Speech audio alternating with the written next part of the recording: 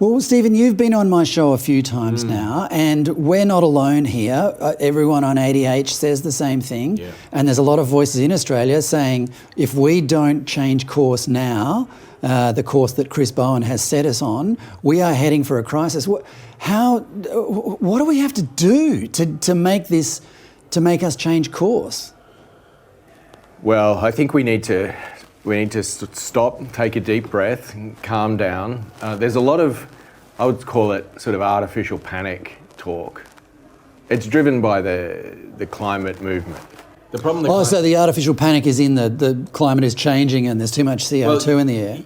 Yeah. So the problem for the climate movement. So for people who believe that there's this enormous climate disaster, look at that and say, well, it's basically a long-term problem. Yep.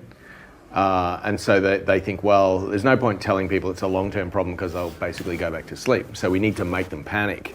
This is all part of and so you get this policy psychology that's driven by the creation of these sort of artificial deadlines and a panic mentality.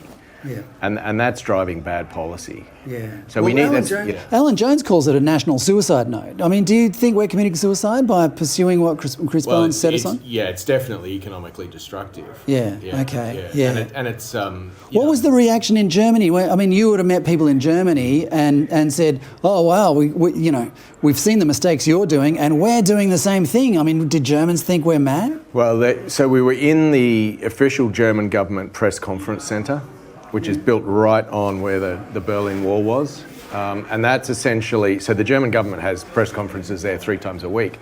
But for this event, where you had a foreign embassy hiring the venue, it was in fact the Divan Centre of the Qatari embassy hosting this interesting event.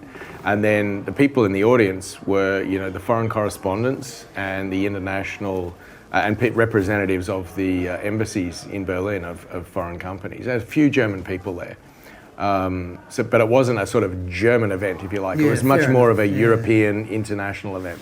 But did anyone give you the impression that they thought Australia was mad for doing what Germany's doing? Oh, look, Australia is so far away from Germany, and I think they've got a lot of their own problems. Yeah. But, I mean, certainly some of the people, like Morten Frisch, he understands what we're doing is, making similar mistakes. No question about that. Well, I wish that what we talk about could be driven home, especially to our government, and I wish that Australians would perhaps wake up a little bit more to the fact that we're heading towards blackouts this summer and higher energy prices, and it's just simply not a high priority issue in Australia just yet, but it will be, won't it? I think it's going to be one of the top 3 issues.